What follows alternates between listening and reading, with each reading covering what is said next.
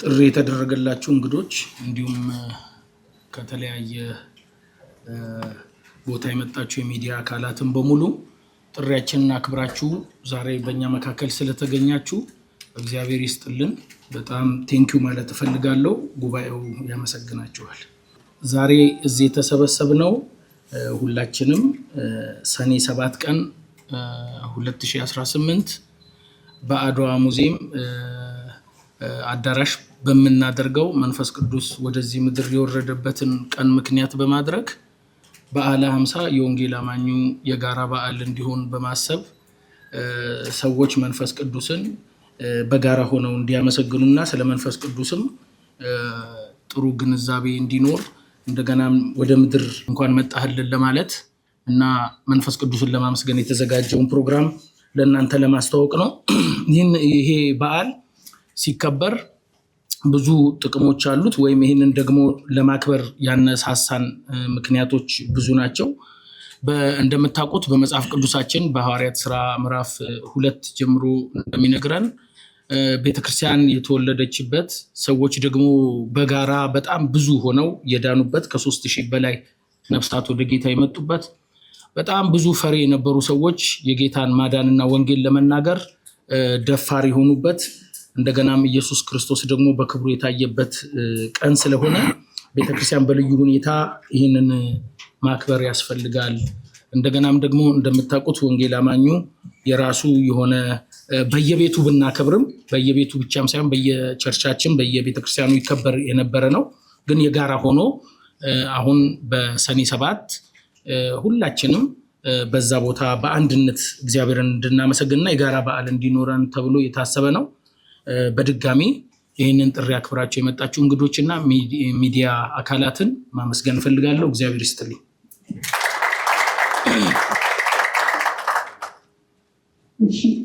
የአርሜን ቤተክርስቲያን ማናመከሪ ከልብ አድርገን እናመሰግናለን። ከዚህ በመቀጠል ፓስተር አሸብርን ከኢትዮጵያ ወንጌላውያን አማኞች ቤተክርስቲያን ካውንስል የውጭ ጉዳይ ቢሮ ኃላፊነትን ፓስተር አሸብር ከተማን እንጋብዛለን። እግዚአብሔር ይስጥልኝ። በቅድሚያ የኢትዮጵያ ወንጌል አማኞች ቤተክርስቲያናት ካውንስል ለመላው የወንጌል አማኞች እንኳን ለበዓለ 50 የመንፈስ ቅዱስ የምስጋና በዓል አደረሳችሁ አደረሰን እያልኩኝ ይህ የበዓለ 50 በዓል በአንድነት ለማክበር የወንጌል አማኙ ማህበረሰብ ልቡ እንዲነሳሳ ደግሞም ጊዜውን እንዲሰጥ ማበረታታት እንፈልጋለን። እንደ ወንጌል አማኞች አብያተ ክርስቲያናት ካውንስል በዓለ 50 በአንድ ወቅት የምናከብረው የአንድ ጊዜ ኢቨንት ሴሪሞኒ ሳይሆን ከወንጌል ጋር በተያያዘ ከዓመት እስከ ዓመት ሊከበር የሚገባው ትልቅ በዓል እንደሆነ እናምናለን። ብዙዎቻችሁ እንደምታውቁት በዓለ 50 የመከር በዓል በመባል ይታወቃል። በዚህ በመከር ጊዜ የሚሰበሰብ ብርቱ የሆነ ነዶ አለ። ምክንያቱም ጊዜው መከር ስለሆነ ስለዛ ማሰብ ምንም ክፋት የለውም። ግን ከወንጌል ስራ አኳያ የሐዋርያት ስራ በ24 ዓመት ጊዜ ውስጥ በዚያን ዘመን የነበረችው ቤተክርስቲያን መላውን ዓለም በወንጌል ለመድረስ ለመነሳቷ ጉልበታም ለመሆኗ ምክንያቱ ይህ የመንፈስ ቅዱስ መውረድ እንደሆነ እናምናለን።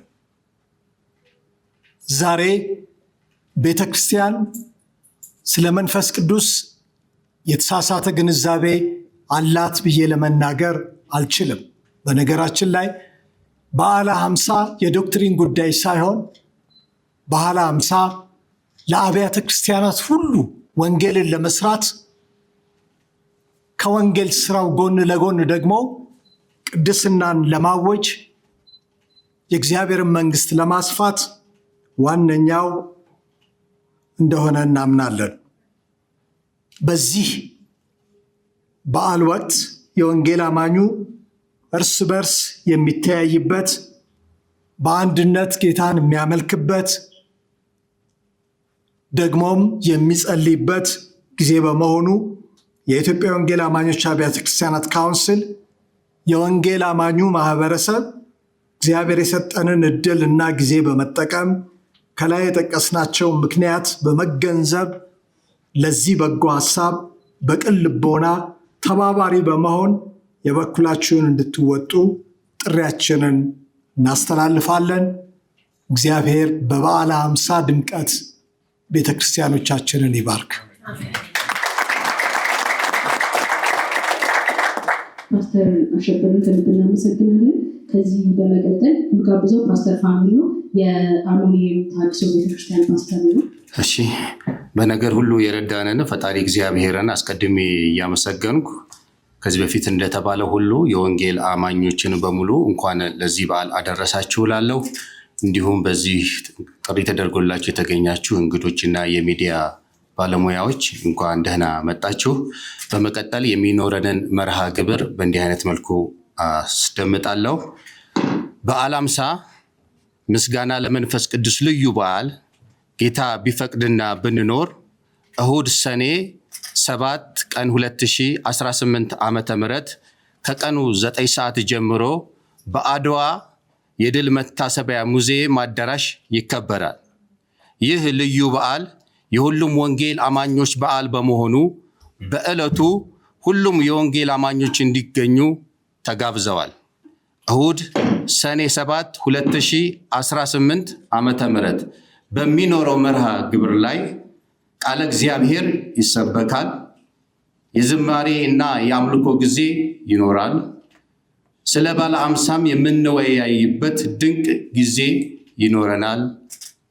አመሰግናለሁ። እግዚአብሔር ይባርካችሁ። በጣም እናመሰግናለን። ከዚህ በመቀጠል የምንጋብዘው ፓስተር ታሪኩ ተመስገን ነው። ከክራይስት ኪንግ ቤተክርስቲያን ዋና መጋቢ ናቸው። አመሰግናለሁ። በዓለ ሃምሳ ለእኛ ለወንጌል አማኞች በዘልማድ ወይንም በተነሳሽነት ብቻ የምናከብረው በዓል አይደለም። ከልባችን በደስታ በጉጉት በመጠበቅ የምናከብረው ልዩ በዓላችን ነው። በዓለ ሃምሳ ጌታችን ኢየሱስ ክርስቶስ ከትንሣኤ በኋላ በ50ኛው ቀን መንፈስ ቅዱስ በሐዋርያት ላይ የወረደበትን ታላቅ ቀን የሚዘከርበት የክርስቲያኖች በዓል ነው። በዓለ ሃምሳ መንፈስ ቅዱስ የእምነትን ጥንካሬ፣ የአገልግሎት ቁርጠኝነትና የክርስቲያናዊ አንድነትን በማጠናከር ለሰው ልጆች የተስፋንና የመንፈሳዊ ተሐድሶ መልእክት የሚያስተላልፍ በዓል ነው። ማንኛውም የወንጌል አማኝ ይህንን ልዩ በዓል በተዘጋጀው ክብረ በዓል ላይ በመገኘት በአንድነት እንዲያከብር ጥሪያችንን ማስተላለፍ እንወዳለን። እግዚአብሔር አምላክ ይባርካችሁ። ከልብ እናመሰግናለን። ከዚህ በመቀጠል የሚጋብዘው የሰላም ወንጌል አማኞች ቤተክርስቲያን ዋና መጋቢ የሆኑትን ፓስተር ታሪኩ ቴድሮስ ነው። እንደምን አደራችሁ? እግዚአብሔርን እጅግ በጣም እናመሰግናለን። በድጋሚ በዛሬው ዕለት በዚህ ስፍራ የሚሰጠውን ጋዜጣዊ መግለጫ ለመዘገብ ከተለያየ የሚዲያ አካላት የመጣችሁትን ሁሉ ከልብ እናመሰግናለን።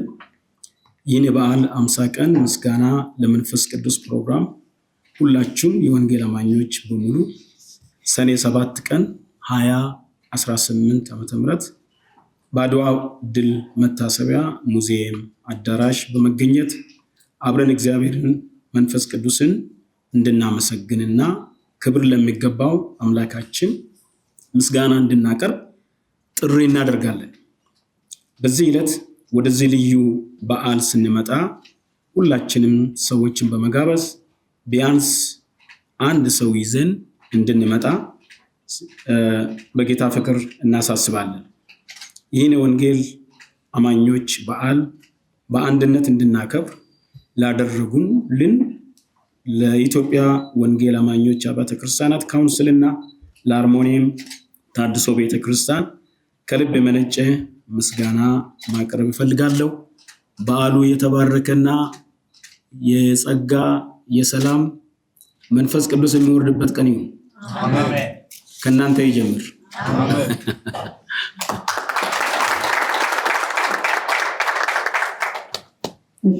በመቀጠል ጋብዘው የመጨረሻ ቡራኬና ጸሎት የሚያደርጉልን። ከዛ በፊት ግን ለእናንተ ጥያቄዎቻችን የምታቀርቡበት እናደርግና ፓስተር በጸሎትና ቡራኬና አድርገው እንጨርሳለን።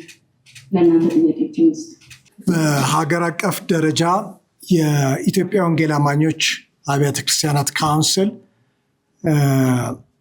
ቤተ እምነቶቻችንን እና የህብረቶቻችንን በማስተባበር ሀገር አቀፍ በዓሎቻችን የትኞቹ ናቸው? ከሌሎች ጋር የምንጋራቸው ይኖራሉ፣ ምንም ጥያቄ የለውም። ግን የወንጌል አማኙን ሪፕሬዘንት ሊያደርግ የሚችለው የትኛው በዓል ነው የሚለው እሱ ተመክሮበት ተዘክሮበት ወደሚመለከተው የመንግስት አካል ተላልፏል። ለምሳሌ የበዓለ ሃምሳን ቀን በማስመልከት ስለዚህ ወደፊት እንደነዚህ አይነት ነገሮች እየተጠናከሩ የሚመጡ ከሆነ ተስፋ እናደርጋለን የወንጌል አማኙ ቀን ተብሎ በአገር አቀፍ ደረጃ ሊወሰን ይችላል ብለን ተስፋ እናደርጋለን። መስመር ላይ ስላለ ነው ይህን የምናገር ያለሁት። ሌላው የበዓለ ሃምሳ ቀደም ብዬም እንደተናገርኩት የአንድ ቤተ እምነት ጉዳይ አይደለም። የወንጌልን ስራ ሰራለሁ ብሎ ለወንጌል ስራ የቆመ በሙሉ ሰለብሬት ሊያደርገው የሚገባ በዓል ነው ብለን ነው ምናምነው። ለተወሰኑ ቤተ እምነቶች የምንተወው የተወሰኑ ቤተ እምነቶችም ደግሞ ከቦታ ቦታ ይዘውት የሚንቀሳቀሱት አይነት ነገር አይደለም። የወንጌል ስራ እስካለ ድረስ ምንም ጥያቄ የለውም በዓለ ሃምሳ አብሮ ይኖራል። በዚህ ጊዜ ለሀገራዊ ትሩፋት እንዲኖረው ምንድነው መደረግ ያለበት? አይመከርም ወይ አይዘከርም ወይ የሚል አይነት ጥያቄ ነው በሁለተኛ ደረጃ የቀረበው። እውነት ነው። የመከር በዓል ብዙዎቻችን እንደምናስታውሰው ትልቅ ስራ የሚሰራበት በዓል ነው። ከስራ በኋላ ነው ሴሌብሬት የሚደረገው። ብዙዎቻችሁ ታሪክን እንደምታስታውሱት አውሮፓን አውሮፓ ያደረገው ፕሮቴስታንቲዝም ነው ይባላል። በአንድ እጃቸው ወንጌልን በሌላ እጃቸው ደግሞ ማረሻን በመያዝ የበዓለ ሃምሳ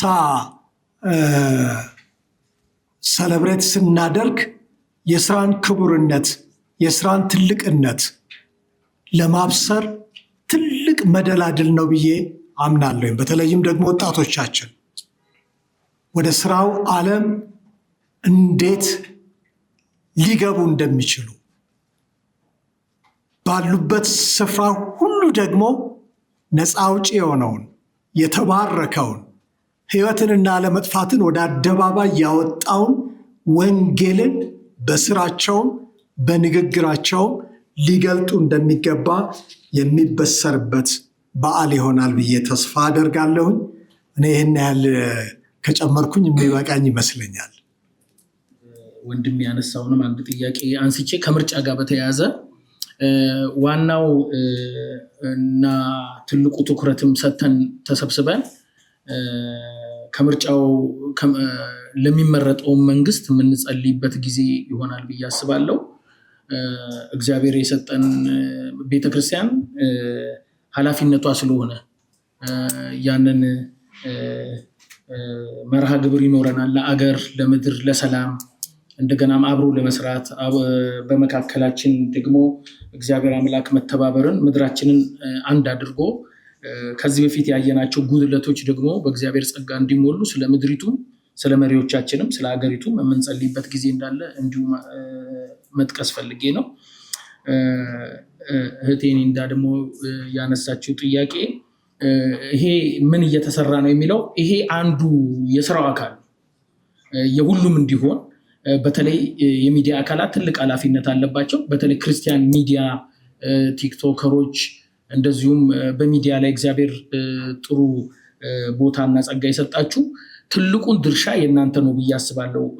የቤተክርስቲያን የካውንስሉ ብቻ አይደለም። ካውንስሉ ግን እንደ አባት ጥላ ሆኖ ዘንድሮ ቤተክርስቲያኖችን አስተባብሮ እንዲህ አይነቱን አድርጓል። ኔክስት ግን እንደ ካውንስሉ እንደ ቤተክርስቲያንም ሁሉም በአንድነት በመስቀል አደባባይ እናደርጋለን ብለን እናምናለን፣ እናስባለን። እግዚአብሔር ያከናውንልናል እና ምን እየተሰራ ነው የሚለው ይሄ ነው። አንዱ የስራው አካል ነው።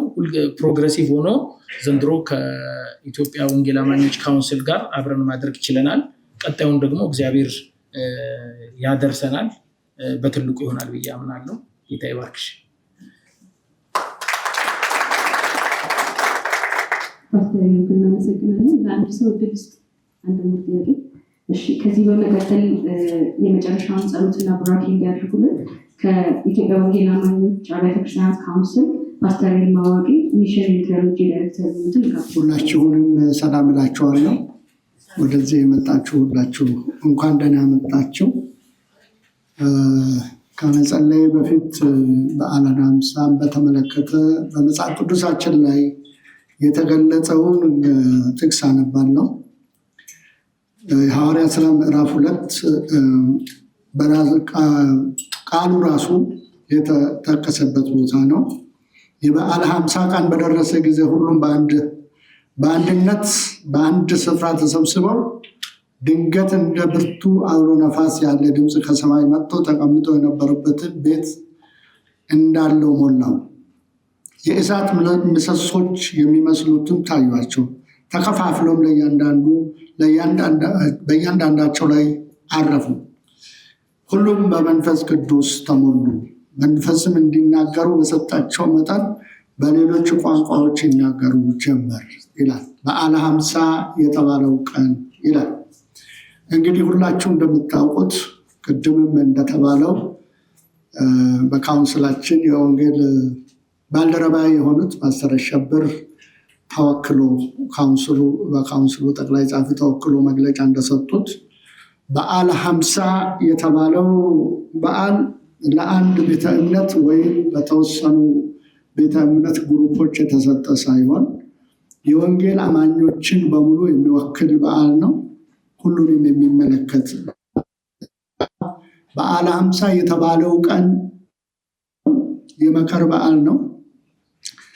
ፋሲካ ካለፈ በ50ኛው ቀን የሚከበር በዓል ነው። በብሉይ ኪዳን አይሁዶች በ50ኛው ከፋሲካ በኋላ በ50ኛው ቀን ያከብሩታል። መከር የሚደርስበት እና እግዚአብሔርን ስለዛ እጅግ አድርገው የሚያመሰግኑበት እንደሆነ ሁላችንም እናውቀዋለን።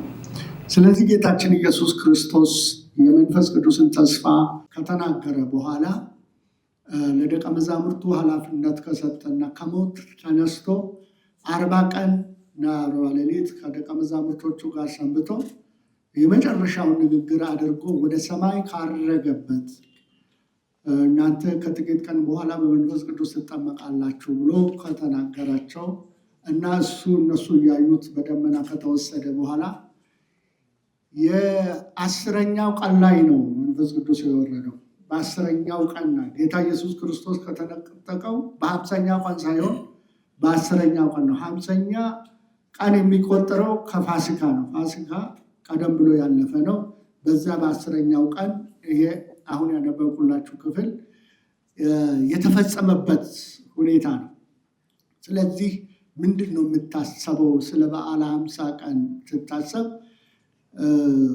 ፔንቴኮስቴዎችም፣ ኤቫንጀሊካሎችም፣ ካሪዝማቲኮችም ሁሉም ያለ ልዩነት ይህንን በዓል የሚያከብሩበት ነው። ምንም ልዩነት ኤቫንጀሊካል የተባለ በሙሉ ይመለከተዋል፣ ሁሉም ይመለከተዋል። ስለዚህ የኢትዮጵያ ወንጌል አማኞች ካውንስል እነዚህን ሁሉ አቅፎ ያዘ።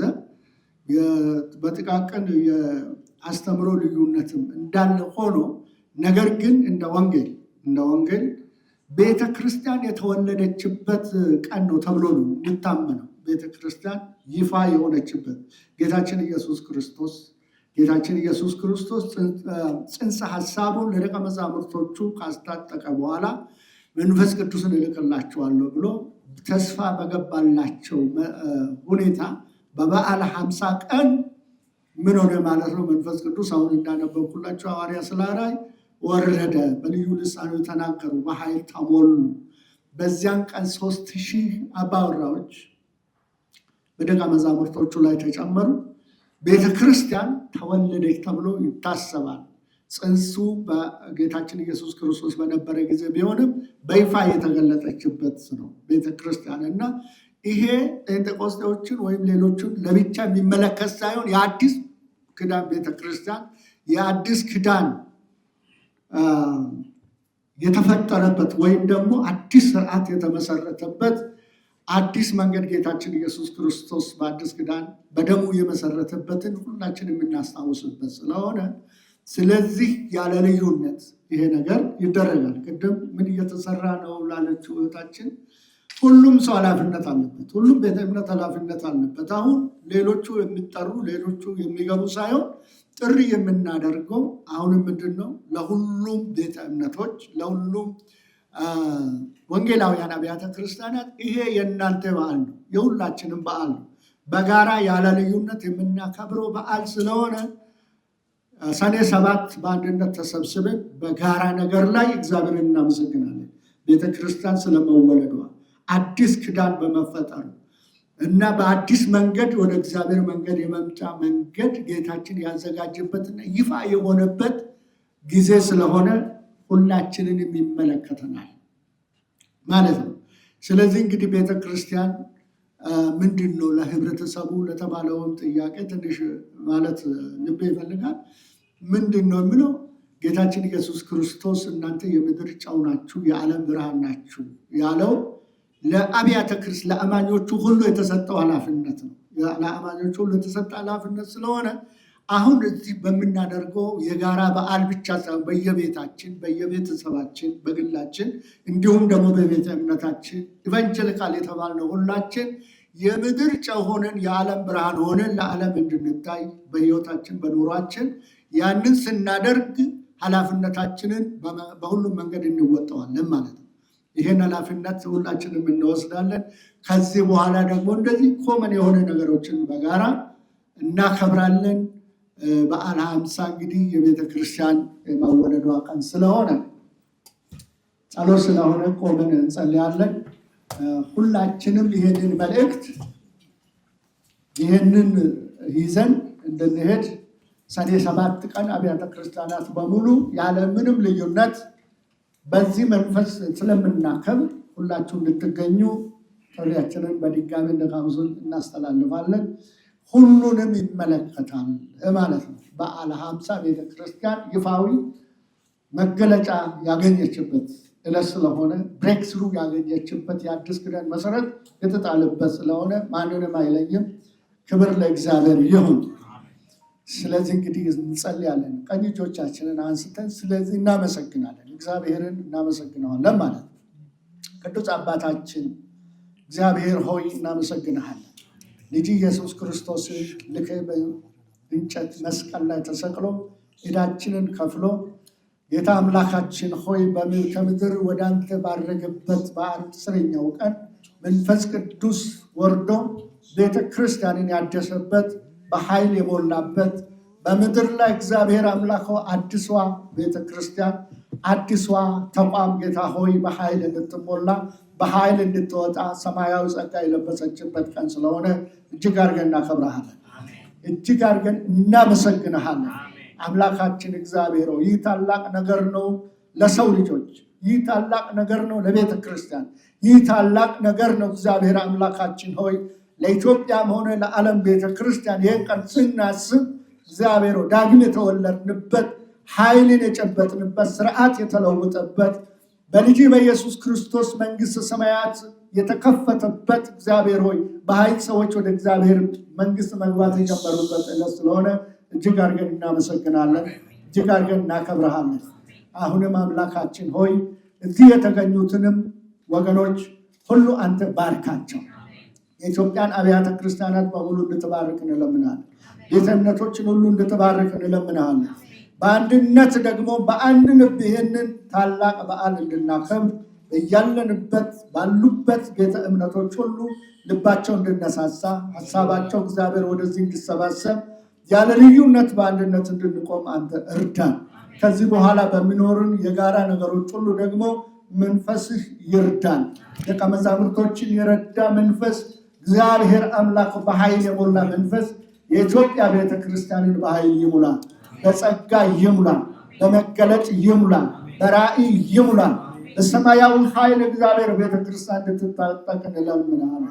ሁላችን የምንፈላለግበት የምንቀራረብበት ጊዜ እንድታደርግልን እንለምናለን። እግዚአብሔር ያንን ጉባኤ አንተ ባርክ። አስቀድመን ባርኮትን እንለምናለን።